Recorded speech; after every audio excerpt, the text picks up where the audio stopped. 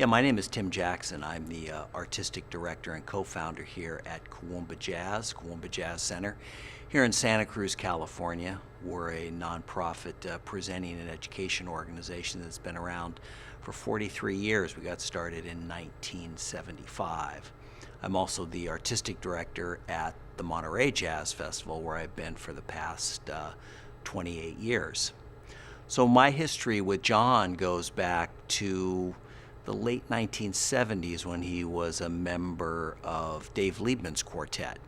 And I remember John first coming here. In fact, we've got a couple of photographs of that concert when he was with Lieb, playing his old his trusty red Gibson 335 guitar. So he was first here as a sideman and has come to Kawumba, I'd say probably every year and a half, 2 years since then. Also, he's played at the Monterey Jazz Festival several times. I remember it was a great concert that he did with Eddie Harris when Eddie was still alive, and also sitting in with Larry Carlton, which was a really nice moment. But most of my memories with John are here at Kawumba because we go back so many years, and it's been a pleasure to watch his growth and maturation as an artist and see all the different phases that he's gone through. I think with John, what I've always appreciated is just his passion and his hunger and his quest for music and new sounds. I don't think he's ever been here with the same group twice. I mean, he's often had, he's used Bill Stewart for years on drums, Vicente Archer, but the formats and stylistically the groups change a lot. And so I really give John credit for that. And it seems to happen with John in a very organic way. I know sometimes you'll see artists that they'll see a trend happening and it'll be, well, I bet you I could jump on that bandwagon and make something cool happen there. But with John, it's always comes really the music first from a very organic place of where he thinks he can contribute to a certain genre of music or a certain style or sub-style of jazz, and really make it his own.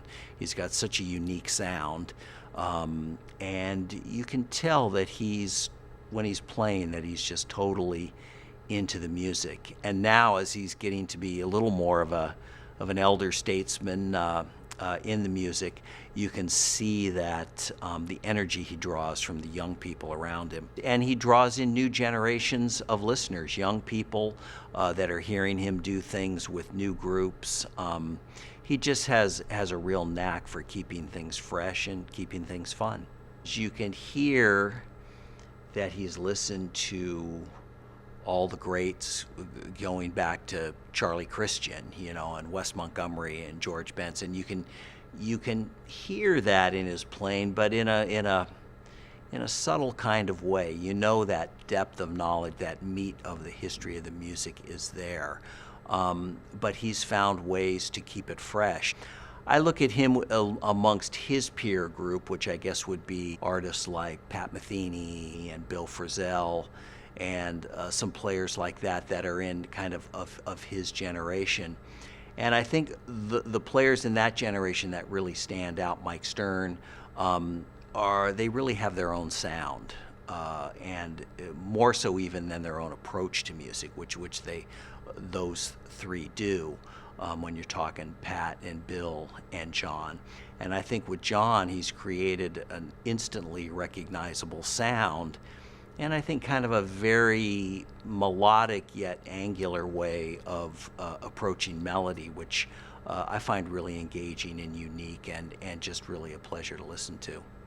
John has I think a humble, he's got a definite sense of what he wants to do, and he's very self-assured, but he's also very humble at the same time. I was really partial to the project that he did with Eddie Harris many years ago, and I remember a beautiful performance that they did at Monterey, and Eddie I think he was sick at that time, and he was playing with his slippers on. I do remember that, and Eddie could be kind of a hard nut sometimes, but he was a very soulful and very very sweet guy, and him and John together always made for just some beautiful, beautiful moments. And that concert in particular was very special.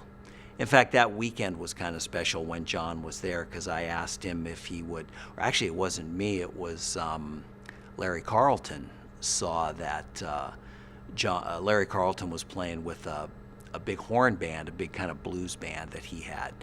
And I think he was looking to add a little bit of firepower to his set, and he saw that John was on the show. So he asked, well, he goes, do you think Sco would sit in on a tune? And I said, I don't know, let me ask him and see. And John said, sure, what do you want to play? And actually they played an Eddie Harris tune. It was Cold Duck Time, I think, which is an old war horse that everybody can play. So to have Larry and John playing Cold Duck Time in honor of Eddie Harris, who was there that weekend, was a very special moment.